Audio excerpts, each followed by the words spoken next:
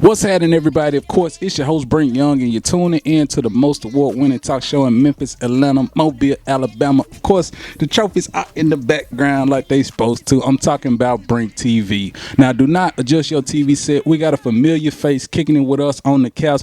I ain't gonna lie, she kind of like BrinkTV alumni because she's been here. You know, she's co-hosted with me, and she grown up. She a college graduate now. I'm talking about my girl, Breezy. How you doing? I'm good. I'm good. Hello, world. It's your girl. I am Breezy. BREEZE. Breezy with an E, not a Y. What's up? Hey, we are back in the building. She's back on the white couch, kicking it with us here on the BrinkTV show, and I definitely got to say thank you for coming. It means a lot. Of course. Thank you for having me back. Now, we got a lot to, I guess you'll say, catch up on because, I mean, I did mention it in the introduction. College graduate. You just graduated from college, right? I did. May 1st, I just graduated. Okay, congratulations. So let's talk about your degree. What's your degree in? I got my associate's degree in sociology. So, yeah. I actually started as a psychology major, which focuses on a lot of, your mental health and things like that. And it just wasn't enough for me. I wanted to explore more of why people do what they do, behaviors and stuff like that. So I went into sociology. I changed my major a year in. So, okay. Yeah.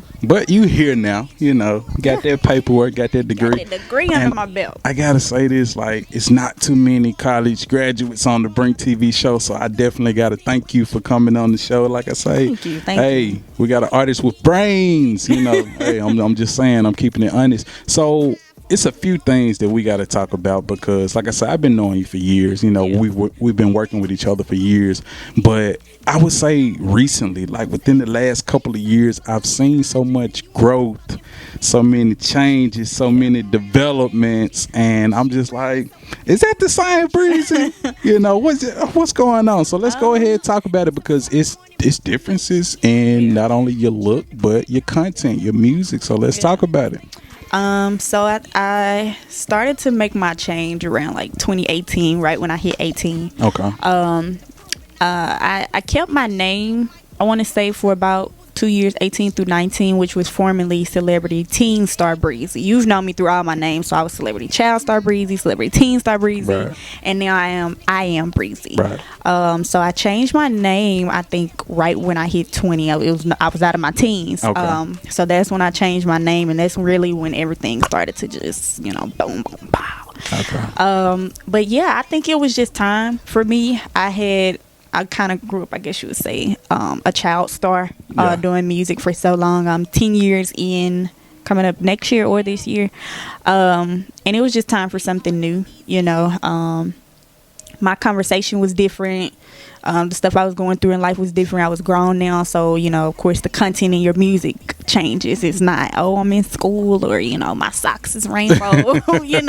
Just the content of my music changed. My conversation, got a little older and broader and things like that. So. And I definitely, I got to say that I applaud and appreciate the change because as I spoke with you off camera, like, I know that you're a person who has sense, Right. And I understand. When I saw it, I immediately understood because I know she's not on a crash out mission. Like, she's not finna go Amanda Bynes on us. She's not finna go Britney Spears on us. Like, I know this because I know you as a human being. And then, of course, I know, where you come from as far as, your parents and all of that. So I knew when I saw it, I was like, good look, but I know she ain't finna go crazy and overboard. And what? I think a lot of people thought that when I started to make my change, they was like, oh my God, here we go.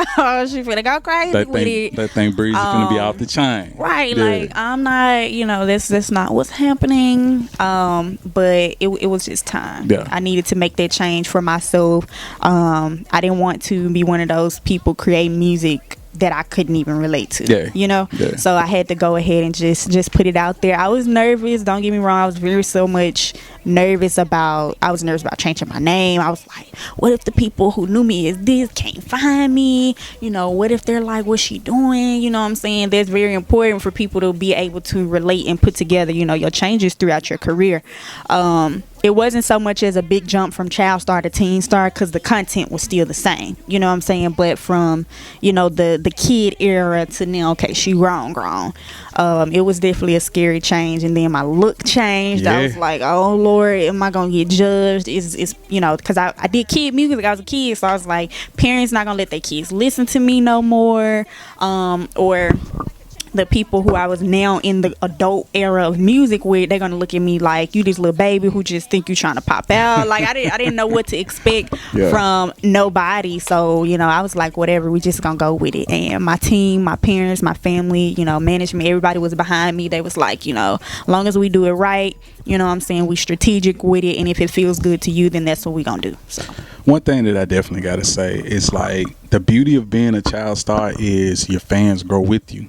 So you're beginning to make more relatable music, because certain topics you're experiencing them, they experience them at the same time, you know, like dating, and, you know, of course, you know, I just say it, sex. Okay, that's what we talking about, you know. And the beauty of it is, like I say, you can still offer positivity in there, because, like I say, you're a woman, you in your bag, she's got a degree, so it's not like she's just giving y'all like the negative, like, look at her walk, you know what I'm saying, like, look at her path, look at what she's doing. That's a perfect example. I gotta go ahead and just transition just a little bit into, and I might get backlash for this, but I mean, I'm gonna be honest, I don't care. I told you this off camera, and I'm gonna say it on camera. Like, I feel like you're probably the best female rapper in Memphis.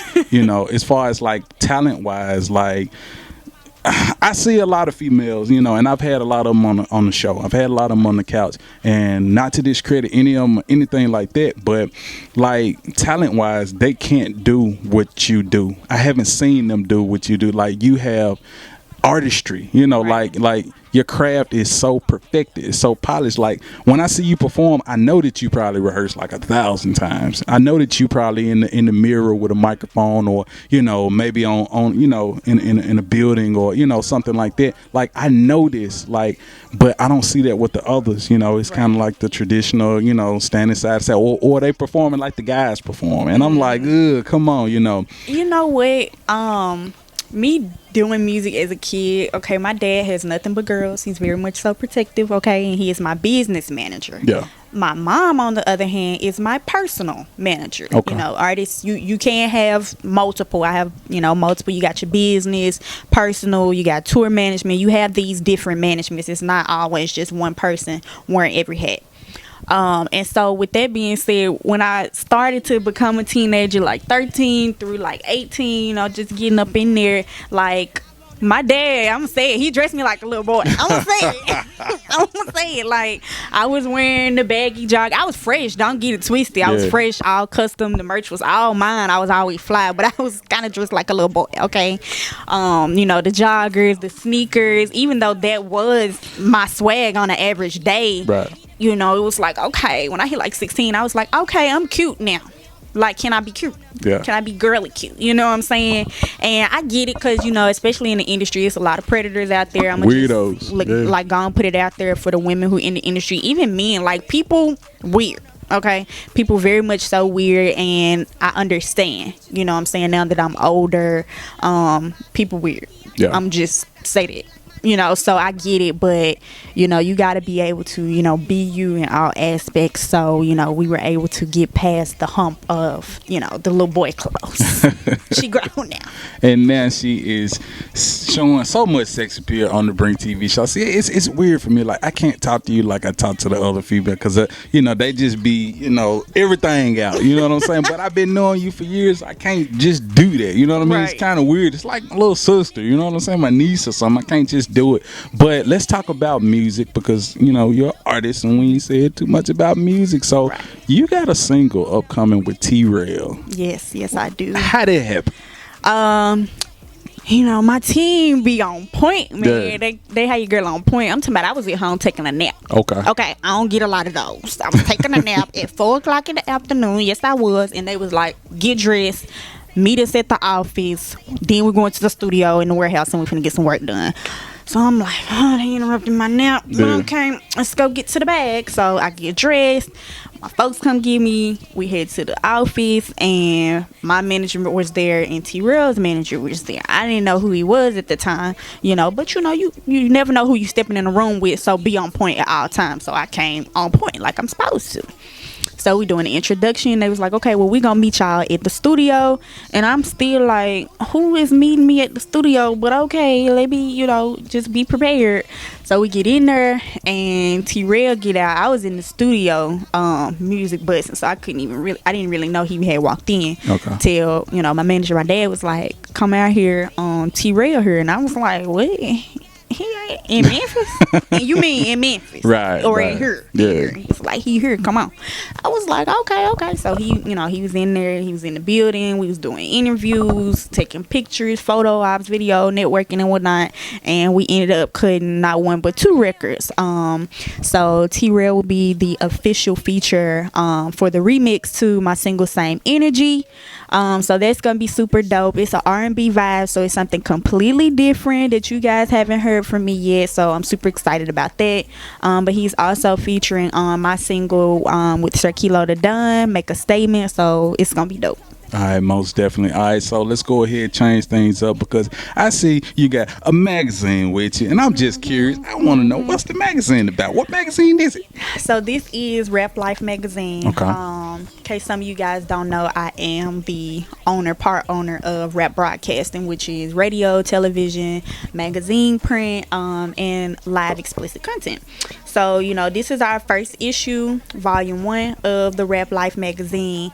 And it's basically a black entrepreneurship type of content within it. We have from artists to models. Everything is just about pushing forward our culture. I'd be glad, dear, because I see some beautiful models on here. I'm sorry, I got to show this out. Shout out to the beautiful ladies. Brink love the beautiful ladies. So, how could people access this magazine? Like, what's the best way they can do that? They can go to raplifemag.com.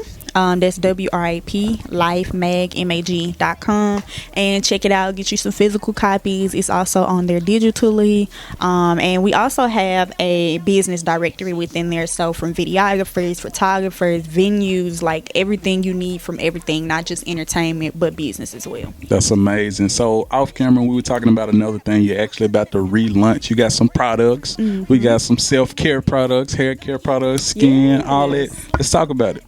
So I've been doing business since I was like 11, 12 years old. My music was my first thing I pursued at 11. And after that, I learned very quickly it cost. Yeah. So I started my first business, which was a pop-up bakery, Breezy Sweets. And now I've expanded to financial consulting, branding and marketing. And the 2 things that I'm about to relaunch is my skincare and hair care line. So Hair For Me and Breezy Cosmetics. So I'm super excited about that. It'll be relaunching this August. That's amazing. And of course, everything is manufactured by her. We're talking about black owned. She did the research, because like you said off camera, a lot of products, they not made for us. They don't coexist with our melanin. So exactly. She definitely got what you need, got the right recipes for that. All right, so let's go ahead and get into all your social media while we're at it. So my social medias are the same. Of course, you can go to my website, iambreezy.com. That's IAMBREEZE.com. All my social medias, IAM_Breezy, BREEZE. And then my Instagram is IAM_Breezy Bree, BREEZE BRE.